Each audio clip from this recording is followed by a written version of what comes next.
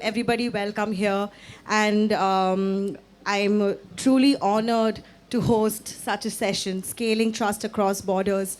As organizations, through generations, through scale, through size, through geography, as we grow, we know it's not just about the ambition of growth, but how sustainable the growth is and how it is that we look at it for the present and for the future. And today I have a stellar group of panelists with me who are powerhouses of business in all over India. And I'm really, really, really honored that you're here to discuss such a topic which talks about sustainability while scaling as well. When I mean sustainability, I mean how do we make sure the business grows in a manner that really, embodies who we are, who our values are, and of course, which defines growth in ways that many people can learn from in the future. And thank you, Susanna. Thank you, Prakash. Thank you, Nandu. First, I thought that I would like to ask each of you a question relating to your business. And I'd like to start with you, Prakash. You are the fourth generation leader in Kalyan, and you stepped into a business where trust already existed, especially with your customers, for decades. And as you led expansion, can you share one moment where you had to say yes to growth to make sure Kalyan Silks reaches further heights? And at the same time, another moment where you deliberately had to say no to protect your brand's long-term credibility. It does not have to be one defining moment. It can also be, a couple of them. And how did these two decisions sort of shape the brand in the way the brand is perceived today? Good afternoon to all who are here today. Um, Thank you very much, Mayura, for having us on this wonderful stage. Thank you very much to Mr. Nandakumar as well as Susan to joining us on the stage. Thank you. Before getting into the whole idea of what Mayura asked, I have to honestly admit this is my very first time to MBFIL, and I'm floored by the kind of events that is actually happening here, the kind of speakers that you've got, and by the sheer scale of the event.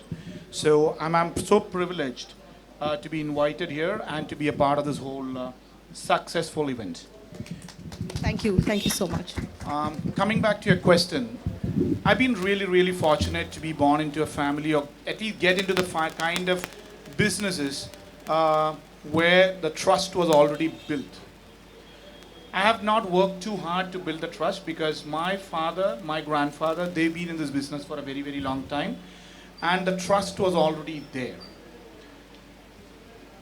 One such reason is because my father always believes in this whole concept of saying promise should match performance.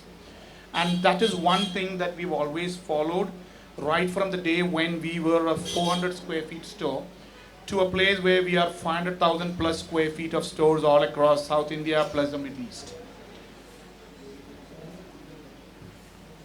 Trust is not something that you advertise and gain. You have to stand in the market. You have to be there with the people, understand what the people wants, deliver what the people wants. And to understand that, the very first decision of gaining trust that I personally understood was when we decided to expand from a 15 to 20,000 square feet store to a 70, 80,000 square feet store in Kochi.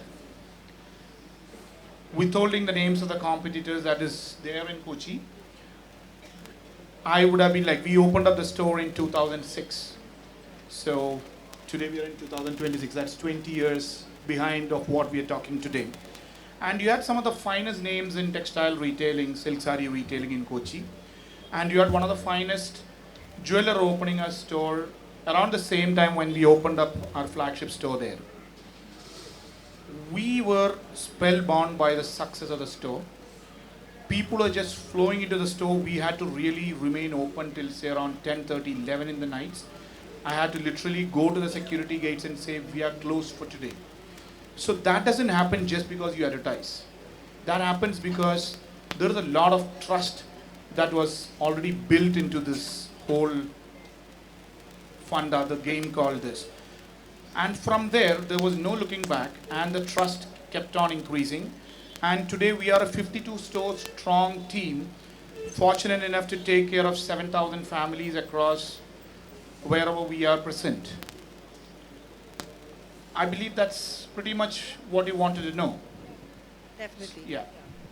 What was the next question that you wanted to? I wanted to know what, I mean, in terms of, say, decision making, right? There are some spaces or some values that you have to kind of let go of in terms of expansion. I'm not talking about values, I'm talking about maybe some ways of doing business. And some that you let go of and some that you hold strong to remain credibility. Like, it can just be a simple decision. Yeah, see, there are very many decisions.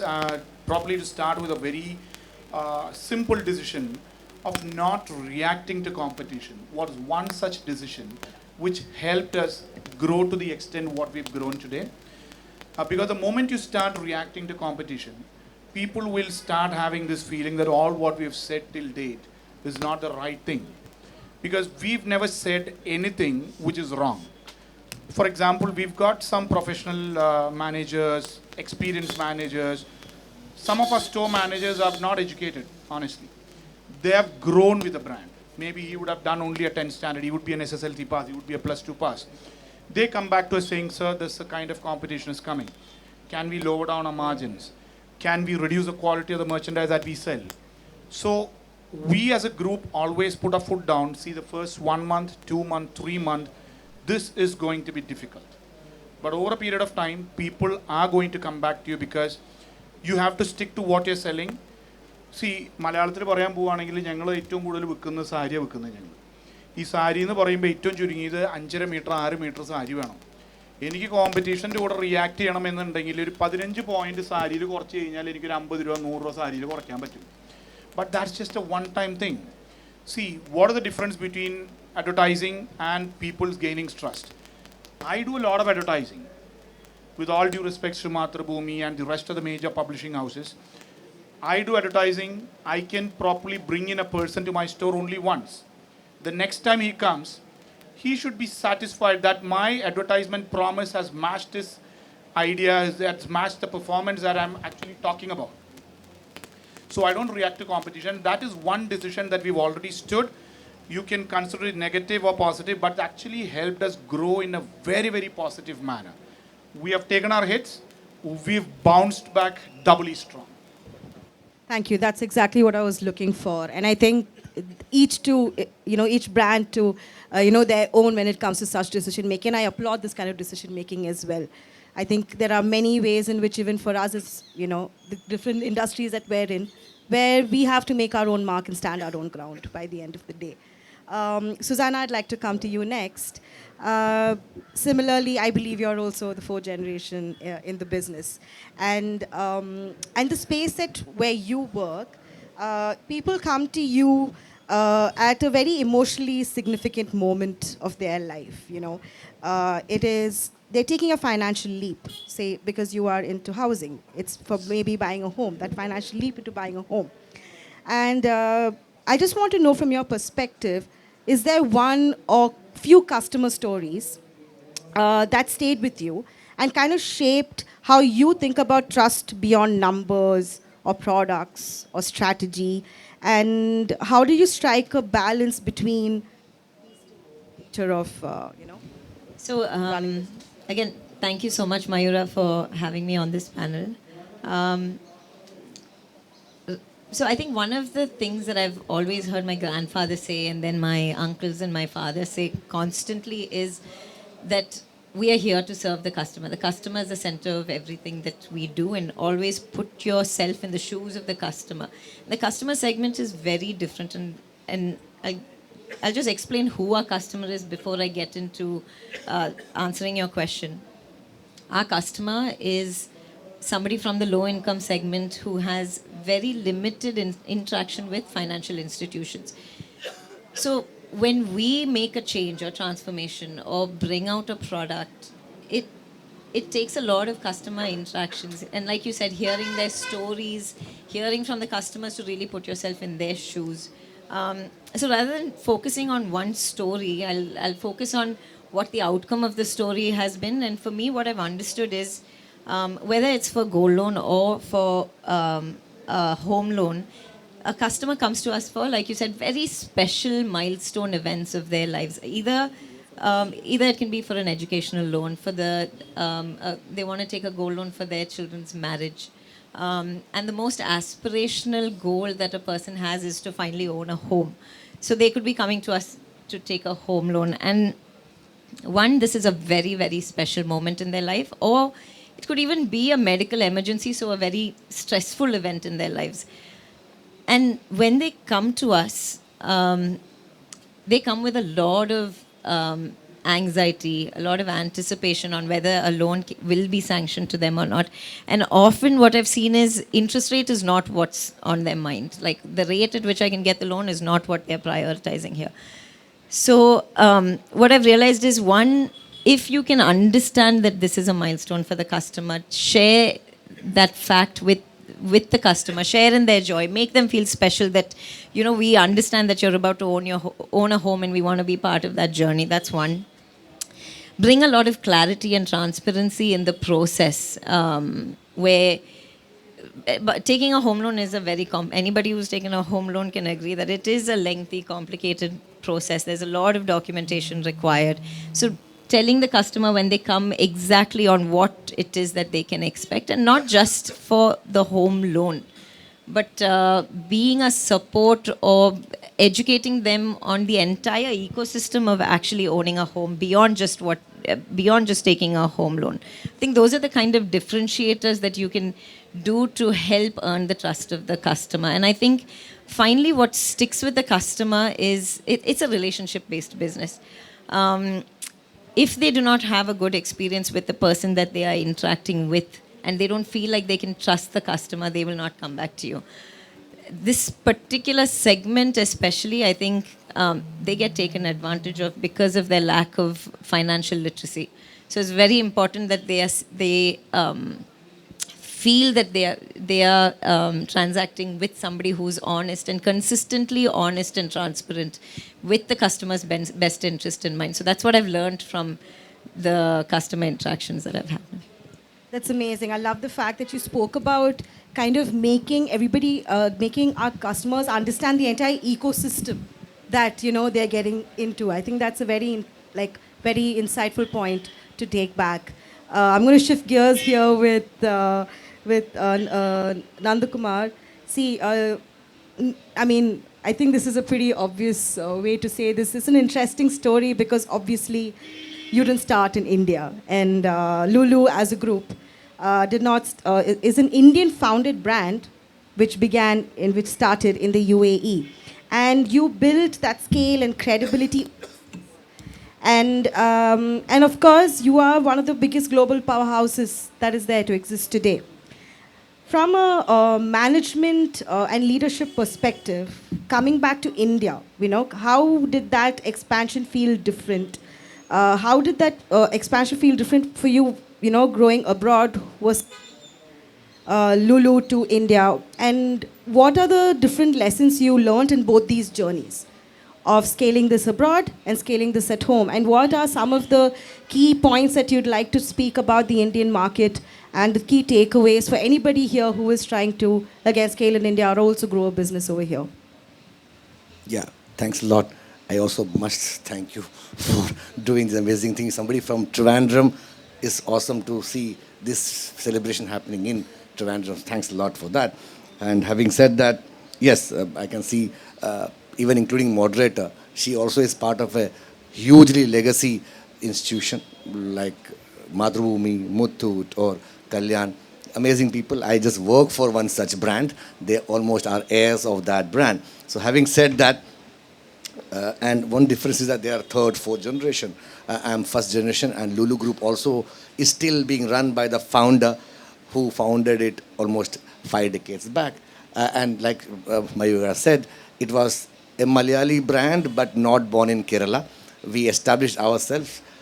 Going back, though I was not there in the initial days of the company being set up, I joined Lulu in 2000, so 25 years back. one has always been hearing, reading, interacting with the people. The biggest thing, I think, when the Lulu was being established in Middle East, it had both advantage and disadvantage. Advantage in the sense that there was no benchmark, there was no expectation. We could just do what we want to do because the only purpose of doing business that time was to grow and earn trust. There was no, like I said, there's no best practices. The retail sector was not organized, not even in Dubai, least was in India. So I'm sure Mr. Yusuf Ali, when he was setting up, he could have done something else, but he chose to be in supermarket retail business, uh, setting up stores, gaining trust one store at a time, one customer at a time, growing every day, setting new benchmarks, scaling to a level. Then I think we opened our first Lulu in Kochi in 2013, 10 years back, 12 years back, correct? So while we were gaining new areas there, but when we came here, we again had advantage and disadvantage. Advantage in the sense that people already knew about Lulu, didn't have to do much marketing to tell them that we are coming, just have to put a couple of ads in Madhurumi also and say that we are opening in Kochi. Crowd was set, everything done. The flip side, people had high expectations. They already, almost all Malayalis, if they have not gone to Lulu, at least they have been part of Lulu in the sense that one Lulu shopping brand was somewhere given to them by one of their family members, friends, or neighbors. In fact, I must tell you a small anecdote. Even till recently, till the time when plastic was not, unfashionable, people used to take extra bags from Lulu Dubai so that they can give their Camay soaps and Lux soaps and Toblerone chocolates in a Lulu bag and then give to their family members here. So we used to have shopping bags extra during vacation time so that people can take extra bag. So Lulu was almost already part of lives of people. So Lulu opening Trivandrum, Cochin was high expectation. People thought that now Dubai is here, the world's best retail experience will be right in Kochi. And so we had to, from day one, we were under lens. We had to deliver from day one, which was not the case when we were growing up in UAE. So that way, what differentiated us or what made me happiest person, because I always say I'm the most luckiest marketing guy around. Because while, with all due respect, you all have to hire a brand ambassador, I don't have to have. I have one in-house. So the trust we are in and the brand promise which Mr. Yusuf Ali brings to table is different level, correct? So we had both to keep. The brand name of Lulu to be intact and the promise of Mr. Yusuf Ali to be kept along. Because people somehow always associate Lulu with Yusuf Ali for whatever you said and done. And I have example, when you have a problem with a shopping activity in one of the retailers or online shopping, you don't think of the owner of the company to complain to. But in our case, done. One problem and next mail goes to Mr. Yusuf Ali. So we had huge tasks to deliver from day one. And that was something which was good to have. Second, a pressure point that every time you're judged. But luckily, everything fell in place. Things worked in our favor. Lulu started, we started from Kochi, Trivandrum, we have one amazing shopping mall across the India we have. So that way, opening in Gulf and launching in India, Gulf was building trust, India would have been scaling. So that was the key differentiator. Yeah, I think the scale at which you came in as well was quite grand, and I completely resonate with you. Even for us, let it be editorially, let it be advertorially. If there are any forms about what has been, published or spoken about, I do see, with all due respect, those here, I do see him receiving calls early in the morning saying, "Hey, what was that about?" Yeah. And how could you say, I completely get, I resonate where brands are, directly also, linked, and I open to proprietors as well to, give your opinion. I think that is a huge factor of building trust, and I've luckily seen that from the day of when my granddad also used to be the managing director. I've seen that open communication. I think that works a lot as well for us to understand and deliver better. We spoke about external factors here. We spoke about customers and relationships. I'd like to bring a light on the internal factors, if that's okay with you all. As we grow with times, again, scale, as we grow geographically, as we have so many generations coming into our business now on different levels, what are some of the management approaches that you have taken which has evolved your business practices internally, which has also showcased externally? However, let it be in terms of managing people, managing processes, managing technology, in whatever space. This is also linked to expansion and growth, right, by the end of the day. So with this ever evolving industries that we're all a part of, very dynamic industries that we're a part of, what are the few management approaches that you have brought to the table that has helped you grow, that has helped you adapt, that has helped you evolve? At the same time, what are some of the management processes that has always been there, which has helped you build that foundation really strong? I think a lot of people here who maybe are also, getting into, say, their family businesses, or who are starting, I think it'll be a very insightful information for them as well to understand on how to run business. So, Prakash, would you like to go first? You want me to take that? I think all can take that because I'm pretty sure all of us would have different approaches and Different answers to approaches, that. yeah. See, you asked what are the management approach when you scale up, right? To be When I say scale, it can be in terms of size. I can also say with the times changing as well, with so many generations coming in, let it be policies, let it be welcoming, scale, let it be welcoming different kinds of people, let it be job roles, let it be, management as a whole, like, foundational management, fair enough. adaptability. I will have to go back to the very first question of, or probably your whole topic of scaling trust across borders. I would start from this. See, trust itself is the first management approach that we've always maintained for a brand like Kalyan Silks. One such example that I could actually give you offhand is, I don't know whether you've seen an Instagram post of mine where we say, honesty is not only in our DNA, but we pass it on to our customers. So we were very, very fortunate enough to be invited by the central government of India in terms of one of the better establishments, specifically in the retail industry, selling textiles, where I'm sure we all have understood that there's a new GST law where the GST has to be passed on, the reduction of GST has to be passed on to the customers. And the government of India have identified us, our brand as one of the finer brands where we've been extremely transparent and we've been trustful enough to pass it on to the customers. And we were invited to be near the VIP box of the Prime Minister of India to watch the Republic Day parade. That was itself a feather in our cap. Now, coming back to the management policies as to... Internal, yeah, exactly. Yeah, internal management policies. See, when we were growing, it was just one outlet. We were actually having a hands-on approach. Like either my dad or me or my brother used to properly poke our heads into every small thing that used to happen. But the moment we went from a 15,000, 20,000 square feet store to a 100,000 square feet store, an 80,000 square feet store, we realized that is not going to be the way we need to operate. That is when we started understanding how the corporates work, and we started dividing the kind of work. We started engaging a lot of professionals. See, until that, a traditionally run business enterprise wouldn't want to actually hand over the power to run the business to someone else. So the finest decision or the biggest decision that we took as a business entrepreneur was to start engaging with a lot of professionals.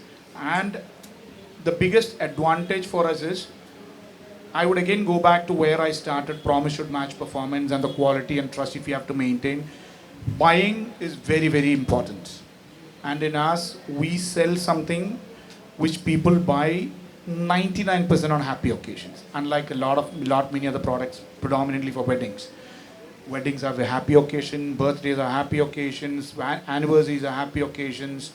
You name it, everything is a happy occasion. So we decided to concentrate predominantly on buying, inventory management and stuff, and the internal matters of handling the HR, handling the accounts. So we've got a battery of lawyers, we've got a battery of labor professionals, we've got a battery of finance professionals. We started engaging all those people. So our concentration was restricted only to marketing the brand and getting the right inventory at the right space, which helped us think beyond various other factors, and that actually helped us do further more expansion. So Cochin was one such area where we decided we are not going to stick to everything, and we decided to properly divide the work among a number of our employees. I'm not very sure if my answer is pretty convincing enough for you for the question that if you asked. Is there something more that you want me to ask? I could probably. No, I think as of now it's all right. I think the way you took it forward was also to engage, say, another way of, say, by bringing professionals in is bringing another perspective in. Maybe bringing processes in which you could see, you know, which you could actually probably put it. We didn't want to actually lay down processes and say this has to be done. You No. have Yeah. educated, you have people are trained for that. Yeah. So the trained people has a process, and we just need to stand with them Yeah. to educate the X number of employees, saying that this is the process that we are going to set, and you have to be with this process, and then the business will be on an auto mode. Got it. Fair point to make, Susanna. To, you know, especially with, I think, for us, what I see is there's so many generations working under the same roof, and what may work here may not work, you know, down the line, especially let it be in terms of difference of lifestyle change, opinions about work-life balance. Is there anything that I want to know how you are balancing that in your organization, and any insights on how you're doing that, or also other processes like how has tech impacted you? How has that made processes even tech that made your processes? I just want to add to something that Prakash also mentioned. When we started, whether Go Loan or housing finance, we were still early entrants into the industry.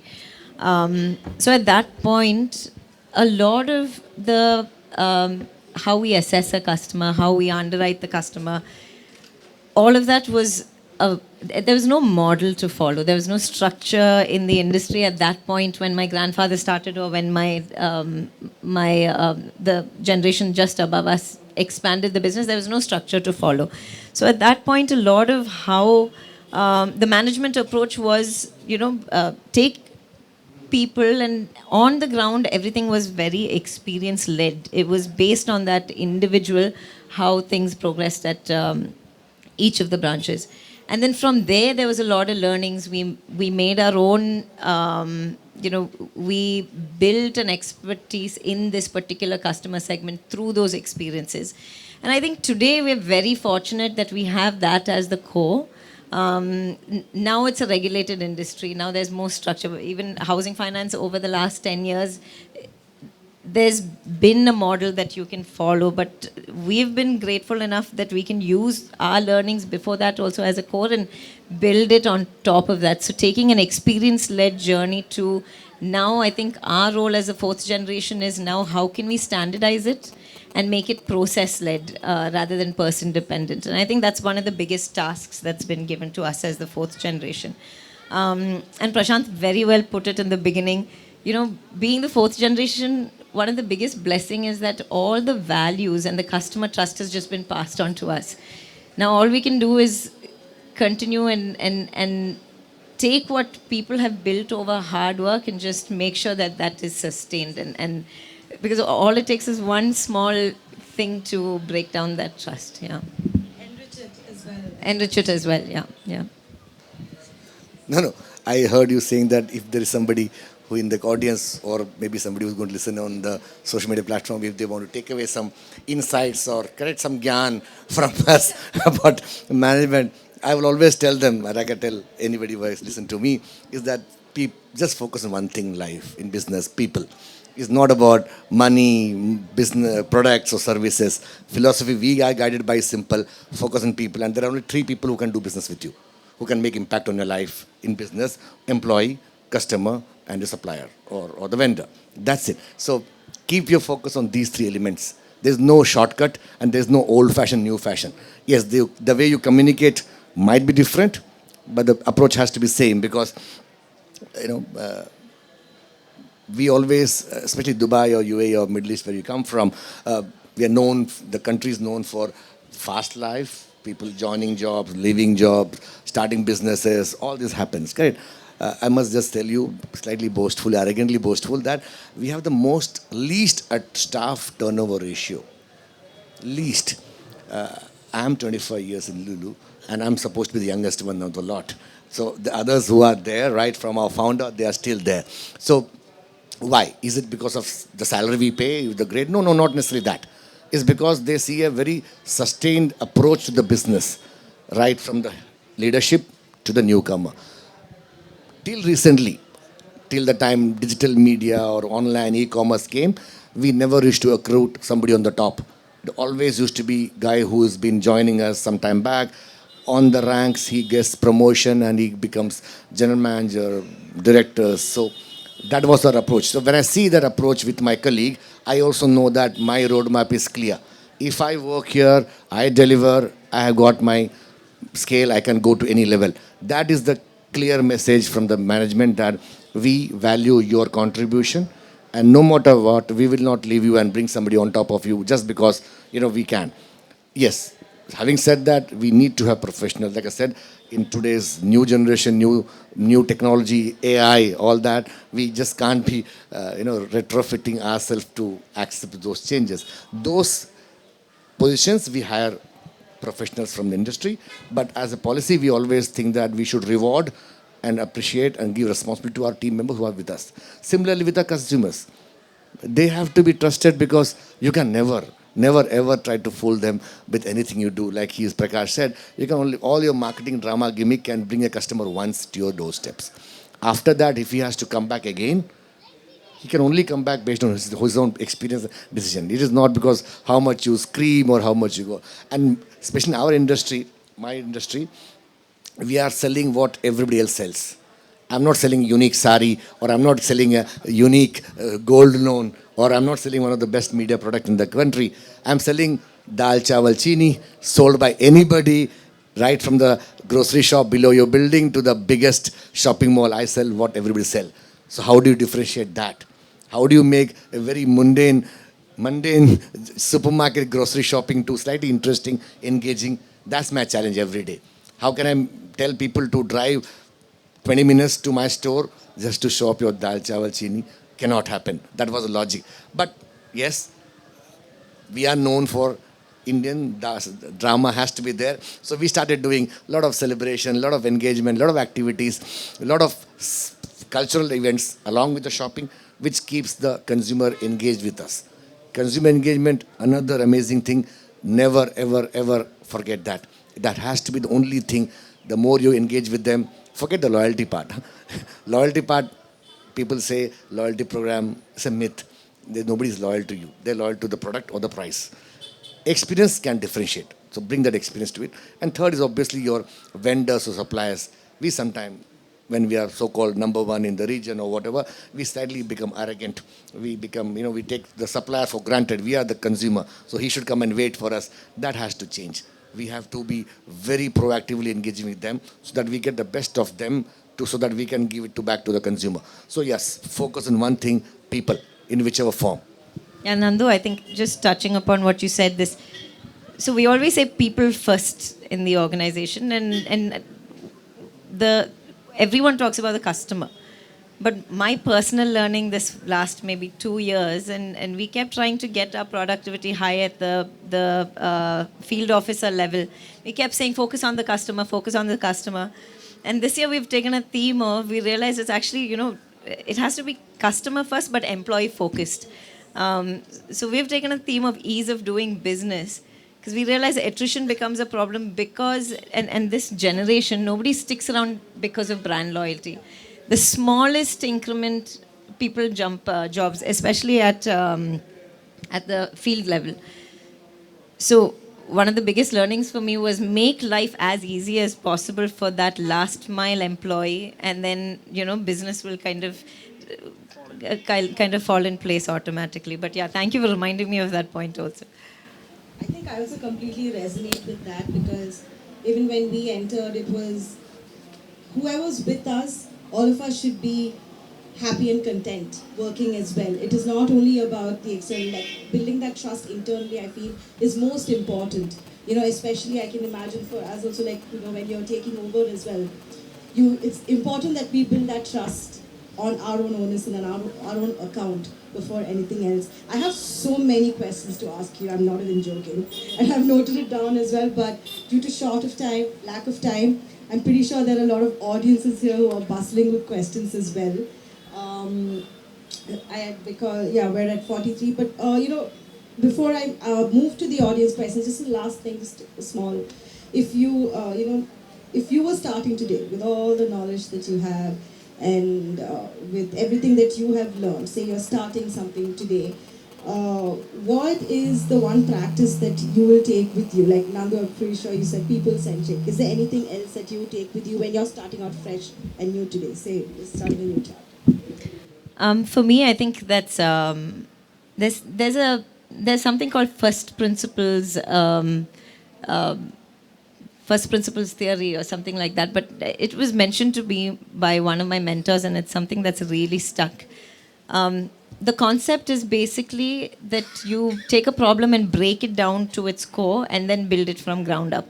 It's very relevant in a legacy business because you come with all the values and the trust and benefits that come with the legacy business. It comes with a little bit of baggage also, which is outdated processes, outdated maybe the kind of mindset that people have.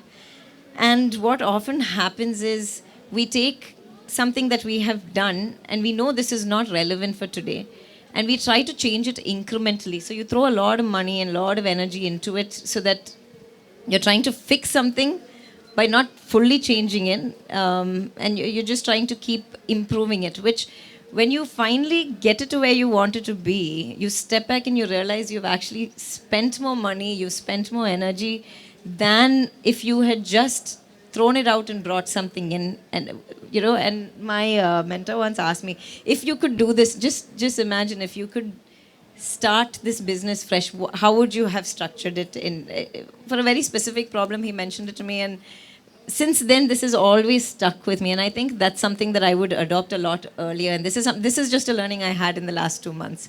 But yeah, and I think one more thing on the other side, one of the biggest learnings for me also is on growth. When you scale really fast, you realize that the business is growing at a rapid pace, but then the processes and the people don't scale at the same time. You don't have the right structure in place. So that's one of the things that I've learned to be cautious about. From a process standpoint, and ensuring that you're building something that is going to be sustainable for a long time. You have to kind of very forcefully stop looking at it. Like Prakash said, you can't let your competitors determine how you grow. You have to take a moment and pause. Sometimes even take a tough decision that, okay, I'm not going to expand till I get my model right. And that's a tough call to take when everybody's growing very rapidly. The product should speak. Yeah. If you have the right product, it falls in line. Yeah, the model and the product. And from a customer standpoint also, today everybody talks about technology, AI and digitalization, and our particular customer segment, they all have smartphones, but they're not digitally savvy. So sometimes one of the pitfalls that happens is also when we say digitalization, it becomes a tick in the box. And sometimes, again, you have to really stop and think, is this actually adding value to your particular customer segment? Or are you digitalizing to say that you are now X% digital, So these are some of the biggest learnings I've had in the past few years. I'm a bit lost, Mayura. Can you repeat the question or properly frame it in a better way so I can answer that for you? Yeah, no, I just said if you're starting out today, what is the one process or learning that you would take with you? That's about it. It's If very you start just simple, fresh, right? very in a very simple manner. I mean, Not to sound immodest, but I would say that question is pretty much irrelevant today for me. okay. Yeah? Okay. Of course. Because whatever we've learned, and from there I would go on to what Susanna said. It's a totally new ball game. See, I should be very proud as a fourth generation entrepreneur coming into a business that is already built on trust. But what I've learned at the age of 16, today I'm 46, doesn't resonate today. The way you grew, the way you marketed your product, the way the brand feathered out is not working today. See, whatever marketing strategy, whatever decisions you took 10 years behind, like we are at 2026, 2015, 2016, what you have done, doesn't work in 2020. And today I would say the whole dynamics of business, the whole way you look at business is changing by the hour and not by the day. So what my father, even though he's like into his mid 70s, he would say, Prakash, we need to think and understand how the current generation, the so-called tag of Gen Z or probably the Gen Alpha, whatever name they go by, we need to get into their levels and see what has to be done and how they think, how they react, and all our products, all our campaigns, the way we get our HR to speak to them, everything has to be tuned to the current generation. Not that the existing generation who are at my age group are bad, but see, I am not in a position to take a decision for my son. My son is 19 today. He doesn't want me to interfere into what he wants. So, if you ask me the question, what would you have done differently? I would have done everything differently, and I would not have gone back to what I've done 5 years back. I'll keep it short. I know time is running away. I would just say the learning for me would be, first of all, forget all the long-term, the words like long-term planning, future-proofing. Do not even go by that. Do not even go by that, because you have no clue what future looks like in future. So what I would say is relevance. Especially three of you, including me, we all are representing a business or a brand.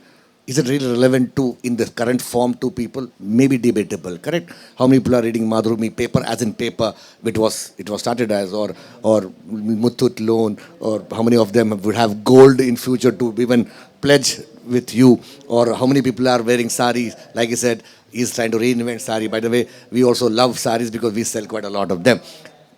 Same with me also, how do I... We'll come back. So, we used to have shopping at Lulu used to be, beginning of the month was cart full of shopping, huge loads of Supma grocery. Today you're talking about one sandwich, healthy diet, couple of drinks here and there. Blinkit will do the job for you. Am I really being relevant today? Yes. We have to create engagement, excitement. Experiential marketing would be good. Stay tuned to the current scenario, sell what they want in the way they want, and you'll win. Thank you, thank you. Yes, we have a little bit of time for questions, so I'd like to ask the audience. I think we can take 2 questions, maybe. Yeah, so my question goes to Susanna. Actually, I have 2 questions. I hope there's enough time for it. So the first question is, under the Muthoot name, there are so many different brands, especially FinCorp, or within the same sector, operating under... I don't remember the name, but one was FinCorp and the other one was Red. Firstly, what's the difference between these, especially when it's tough for people to understand when you all have very similar names, like George and many of them. So what was it part of strategy, or did it just happen to be like that? And my second question is,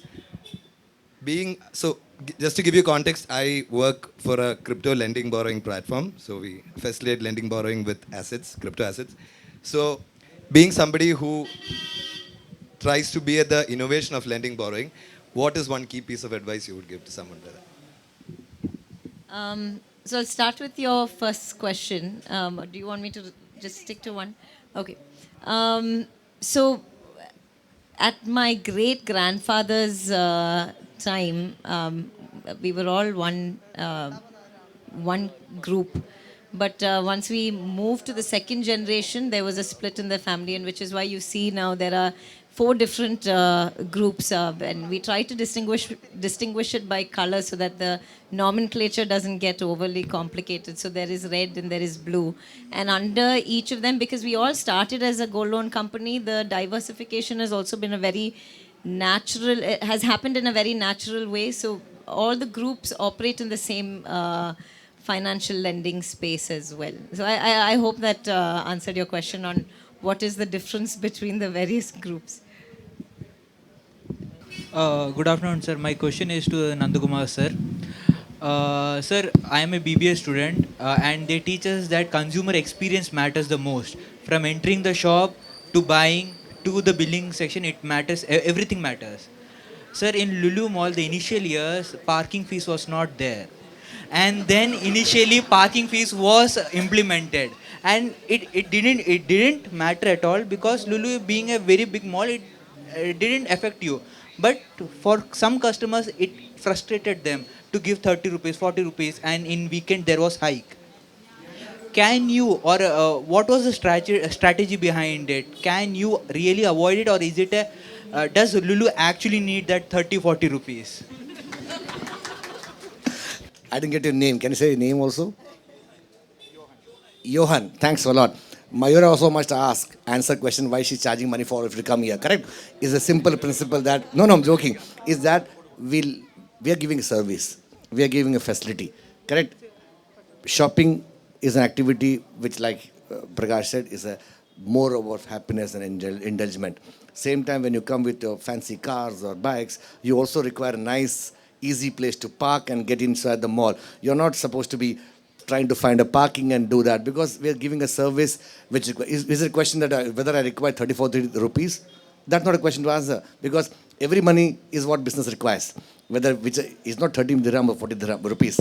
It's the money we are charging for giving a service to you because the ease with which you park your car or when you come back after your shopping, you just want to get inside your car and put your bag and get home. So that service, and we always create a separate parking structure for you. We don't tell you that come and park anywhere in the vicinity. Correct? If you notice, all the malls have a proper parking structure which requires money to be built.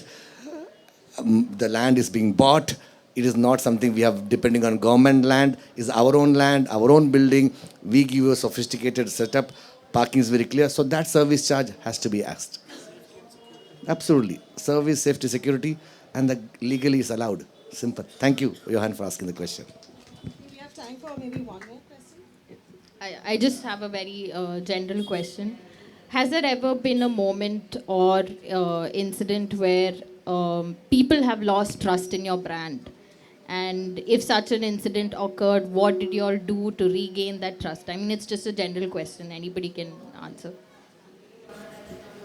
Devika, if I will put it in one line, if people would have lost trust in our brand, all the three of us would not be sitting here today.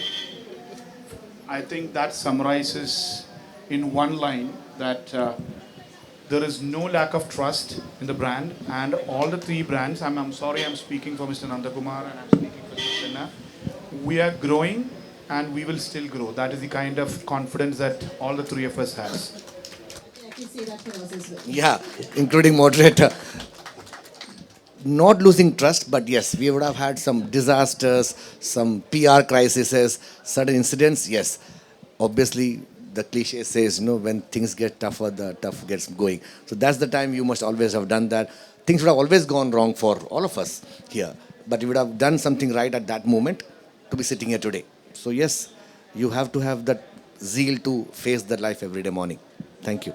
Yeah, I think if you take individual cases, there are often, when people come and pledge their gold with us, regulation says if the customer has not made a payment in 90 days, you have to auction off the gold. And once, gold is so precious to every single person that once your gold gets auctioned off, and which is a regulatory norm, it is not something that each company takes lightly.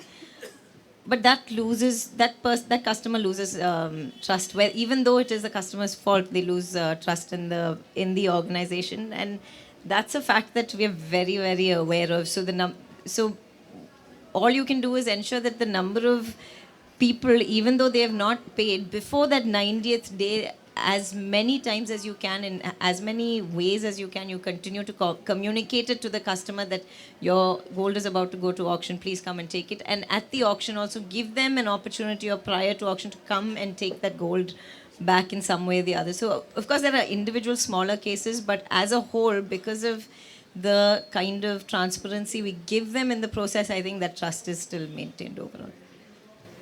Thank you. Unfortunately, we're short of time. I wish that we could spend more time on this topic because I feel it's ever relevant. Thank you so much to the three of you because I think this has been a delightful conversation, and I'm sure that all of us have a lot to take away from this as well. Thank you so much for coming to FF, and thank you audience for being so amazing. I think, the fact that you're here, the way you paid attention, it was really amazing. Thank you so much all of you for being a part of NBIFL.